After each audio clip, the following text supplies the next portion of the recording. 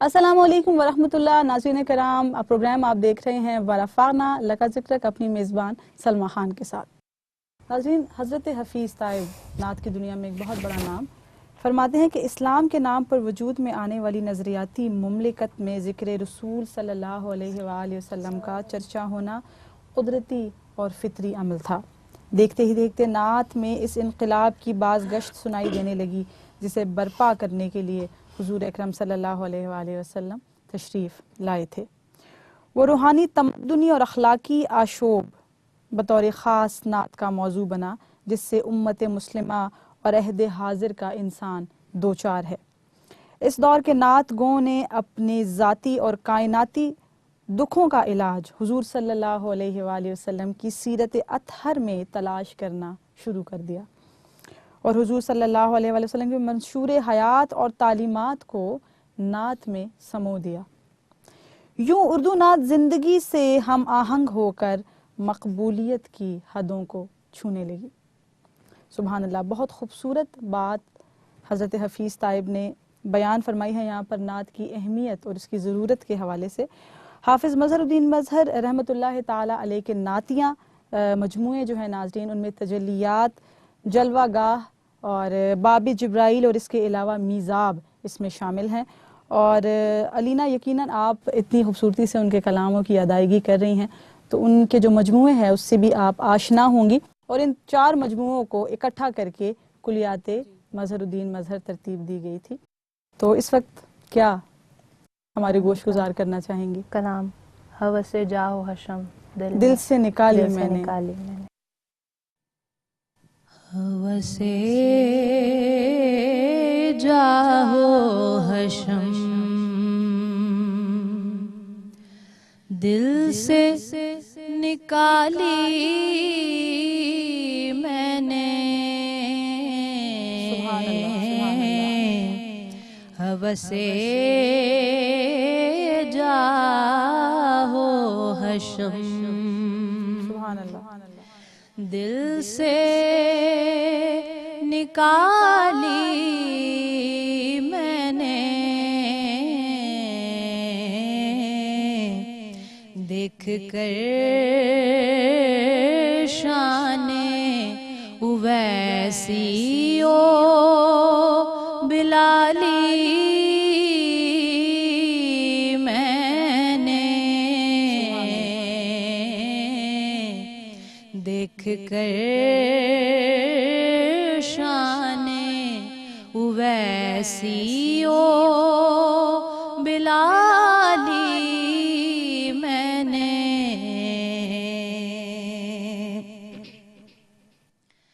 नग़्मा ओ नूर की एक बज़्म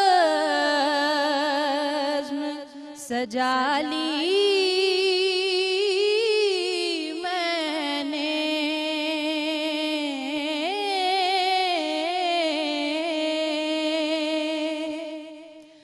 नग़्मा ओ नूर की एक बज़्म सजा ली मैंने, पा लिया मनसबे रूमी ओ ग़ज़ाली मैंने, पा लिया मनसबे रूमी ओ ग़ज़ाली मैंने, देख कर शाने उवैसी ओ बिलाली मैंने,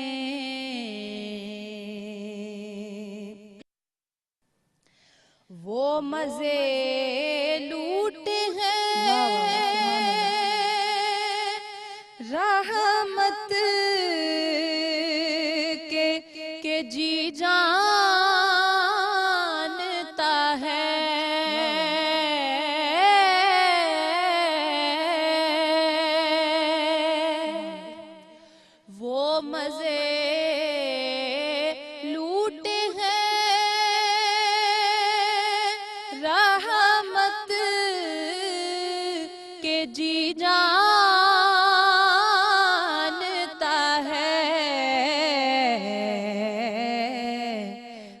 के दरगाहे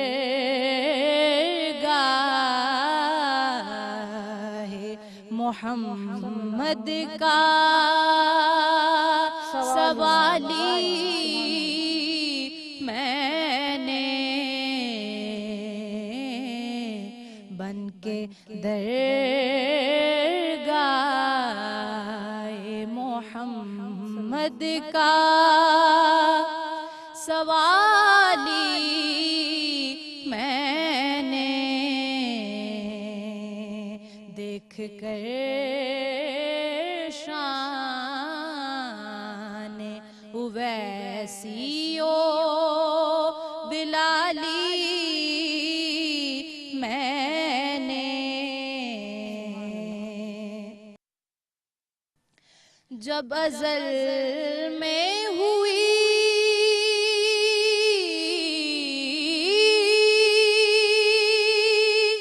तक़सीम जमालो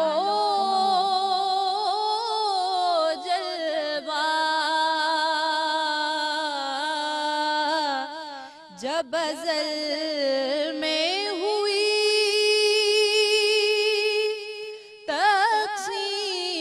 तक़सीम जमालो जलवा दर महबूब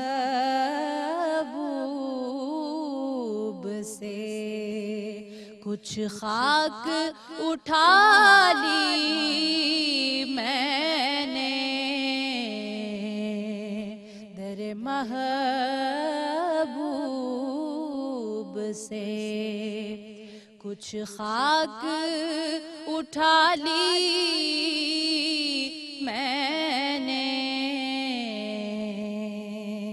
देख कर शान उवैसियो बिलाली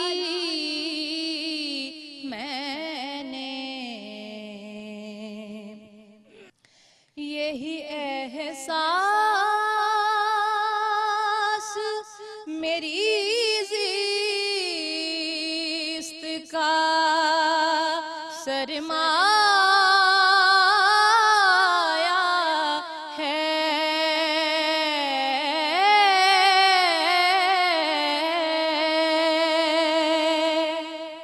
यही एहसास मेरी ज़िस्त का सरमाया है कि गुलामान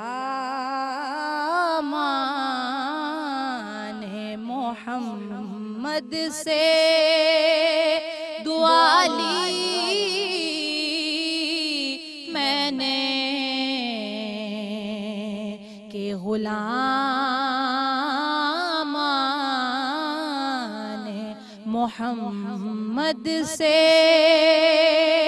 दुआ ली मैंने हवसे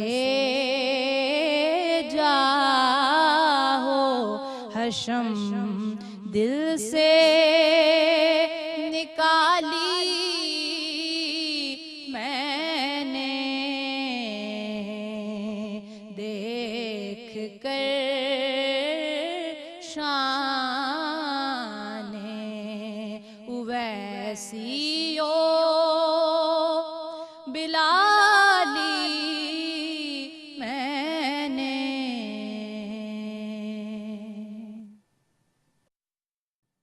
तबारकल्लाह, माशाअल्लाह, जज़ाकल्लाह। बहुत खूबसूरत पढ़ा आपने अलीना। और अपने इसी कलाम में हाफिज़ साहब फरमाते हैं कि मरहले क़ुर्ब के और बोध के सब दूर हुए, मरहले क़ुर्ब के और बोध के सब दूर हुए, चूम ली रोज़ा सरकार की जाली मैंने। क्या खूबसूरत तख़य्युल, और यकीनन ऐसा तख़य्युल किसी वलीउल्लाह का ही हो सकता है, ये एक आम आदमी के बस की बात नहीं है।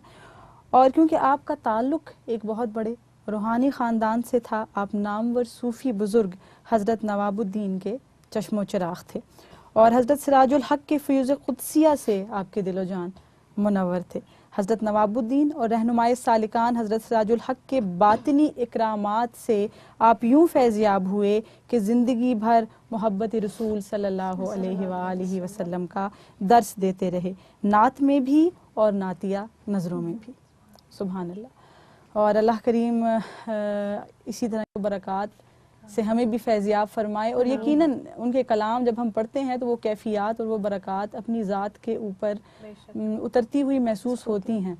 यकीनी तौर पर जब मैं उनके कलाम सुनती हूँ या पढ़ने का कभी मौका मिलता है, अमूमी तौर पे तो मैं गुरेज़ इसलिए करती हूँ कि ये बहुत एक आला पाई के और बहुत मुश्किल कलाम है, तो इसलिए मैं थोड़ा सा इनको अवॉइड करती हूँ। लेकिन फिर भी जब हम इसको सुनते हैं, जैसा कि अभी आप दोनों बहनों ने कलाम पेश किए, तो मेरी एक अजीब सी कैफियत थी जिससे बिलाशुबा मेरा अल्लाह वाकिफ़ है। अल्लाह, ये नात जो आपने पेश की है हमारे उस्ताद गिरामी सैयद मंजूरुल कौनैन के पढ़े हुए, और उस्ताद जी के और हाफिज़ मज़हर साहब के जो फैमिलीज़ हैं, इनके बहुत गहरे मरासिम थे, इनके जो बुज़ुर्ग हैं उनकी बहुत रफ़ाकत थी। इस वजह से भी उस्ताद जी की बहुत ज़्यादा एफिलिएशन थी हाफिज़ साहब के साथ, और बहुत सारे कलाम उस्ताद जी ने इनके खुद उनकी जो तर्ज़ें हैं उनको तरतीब दी, खुद उससे कंपोज किया। बहुत बार मज़हर साहब रहमतुल्लाह अलैह के कलाम सुने और बहुत ज़्यादा उनको मोहब्बत थी हाफिज़ साहब से, बिल्कुल बहुत ज़्यादा मोहब्बत थी उनको। और उन्हीं का एक कलाम बने हैं दोनों जहां, शाहिद दूसरा के लिए सजी है महफिल कौनैन, मुस्तफ़ा के लिए पेश करने की मैं सादत हासिल करूंगी। बने हैं दोनों जहां, शाहिद दूसरा के लिए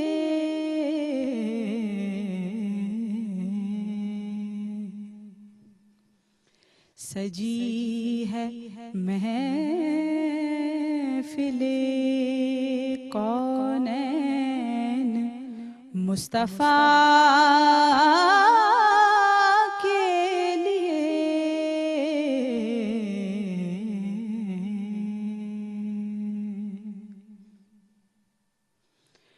हुजूर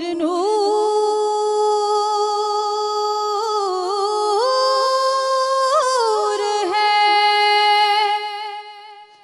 महमूद है, मोहम्मद है,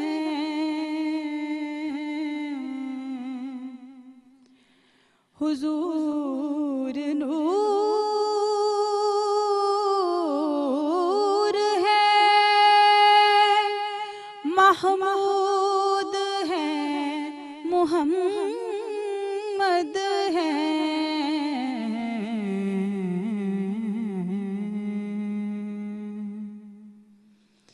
जगह जगह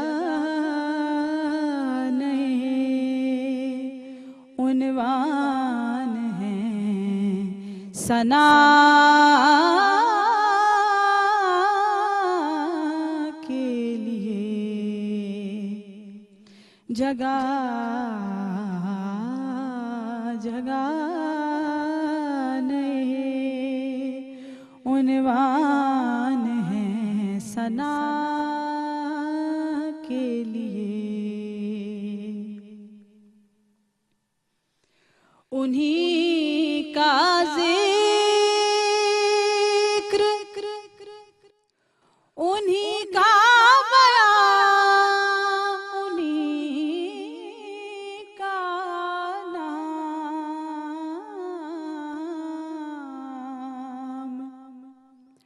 उन्हीं का जिक्र, उन्हीं का बयान, उन्हीं का नाम।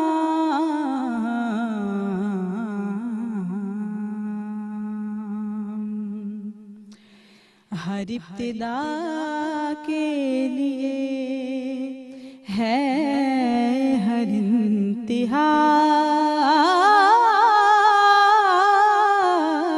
के लिए, हर इब्तिदा के लिए हर इंतहा के लिए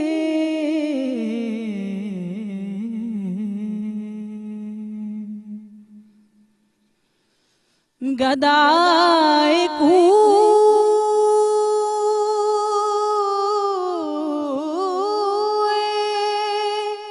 मदीना हूँ, किसका मुँह देखूं।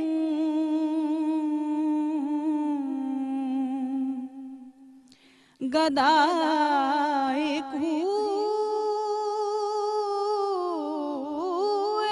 मदीना हूँ, किसका मुँह देखूं।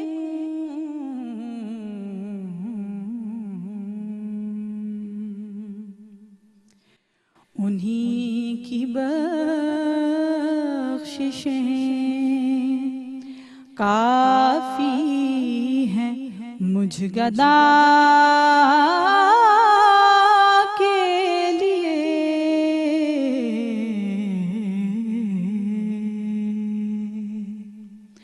उन्हीं की बख्शिशें काफी हैं मुझ गदा के लिए। बने हैं दोनों जहां शाह दो सरा के लिए।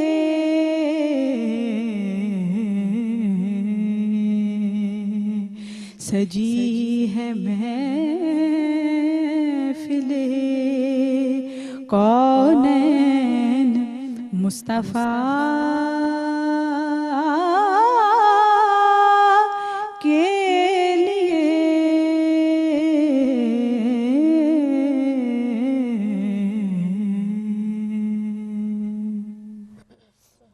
बहुत खूबसूरत, बहुत मज़ा आया आपको सुन के। शाह साहब जब पढ़ते थे और हम सुनते थे तब भी कैफियत तारी हो जाती थी। उस्ताद मोहतरम ने जब भी पढ़ा बहुत मज़ा आता था, और आज आपने भी पढ़ के लुत्फ़ दे दिया। कि ये कलाम हमने अपने उस्ताद जी से बार बार सुना तो है, लेकिन उनके साथ बैठकर उन्होंने सिखाया है। और मैं आज भी, मुझे याद है कि इस कलाम के ऊपर तक 1 घंटा और 49 मिनट लगे इसको सीखने में, और मैं बिल्कुल थक गई थी कि अब मुझे लगता है कि मैं ये नहीं पढ़ सकती। लेकिन उस्ताद जी ने कहा कि नहीं, किसी भी बात में नहीं की तो गुंजाइश रखनी ही नहीं चाहिए, और ख़ास तौर पर नात शरीफ के पढ़ने में बहुत मेहनत करके ये कलाम उन्होंने मुझे सिखाया था। और अल्लाह करीम उनके दर्जात को बुलंद फरमाए, और ये नात इन दोनों शख्सियात की साले सवाब की नज़र अल्लाह पाक दोनों को आका अलैहिस्सलातु वस्सलाम की रफ़ाकत जन्नतुल फिरदौस में अता फरमाए, आमीन या रब्बुल आलमीन। और खदीजा, मैंने देखा कि आपकी एक कैफियत बन गई और आप अश्कबार हो गई। ये ऐसी मकबूल कैफियत है कि मुझे औरों के बारे में तो मैं नहीं जानती, लेकिन अपने लिए मैं हाथ उठाकर जब दुआ करती हूँ तो ये कैफियत मैं अल्लाह पाक से बार बार मांगती हूँ। तो ये ऐसी कैफियत है कि आपको मेरे ख्याल से अपनी अश्कबार आँखों से जन्नत का नज़ारा हो जाया करता है। तो इसी कैफियत से अल्लाह करीम हमें फैज़याब फरमाए। तो आखिर में अलीना, मैं चाहती हूँ कि आपकी मशहूर कुन आवाज़ में एक इस्तिग़ासा आका अलैहिस्सलातु वस्सलाम की बारगाह में पेश किया जाए। इधर भी कोई अब्रे रहमत का छींटा, इधर भी कोई अब्रे रहमत का छींटा, इधर भी नजर बे सहारों के वाली, निगाहों में है तेरी बख्शिश का आलम, खड़े हैं तेरे दर पे तेरे सवाली, इधर भी कोई का छींटा। हमें फिर अता हो जलाले अबू ज़र।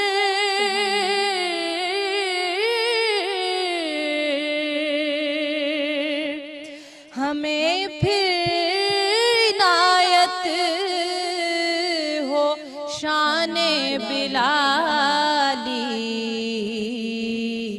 दमकते रहें तेरे गुंबद के जलवे। सलामत रहे तेरे रोज़े की जाली, दमकते रहें तेरे गुंबद के जलवे। सलामत रहे तेरे रोज़े की जाली, इधर भी कोई अब्रे रहमत का छींटा। जहाँ से मिली थी बसीरी को चादर,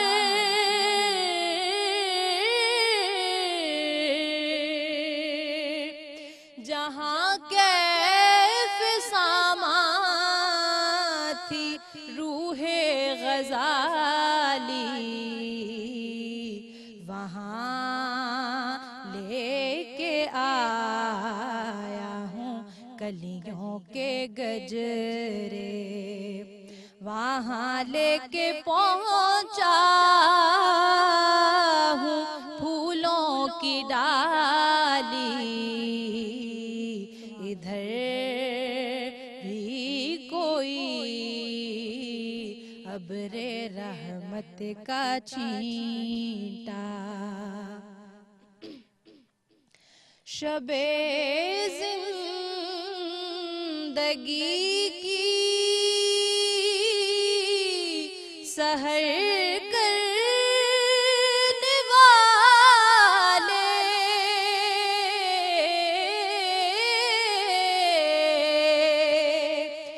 गज़फ को हरीफे गोहर करने वाले, अरब तेरे फैज़ाने रहमत का तालिब, अजम तेरी चश्मे करम का सवाली, इधर भी कोई अब्रे रहमत का छींटा। इधर भी नजर पे सहारों के वाली, निगाहों में है तेरी बख्शिश का आलम।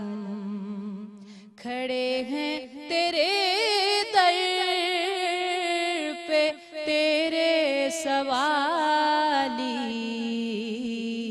इधर भी कोई अब्रे रहमत का छींटा।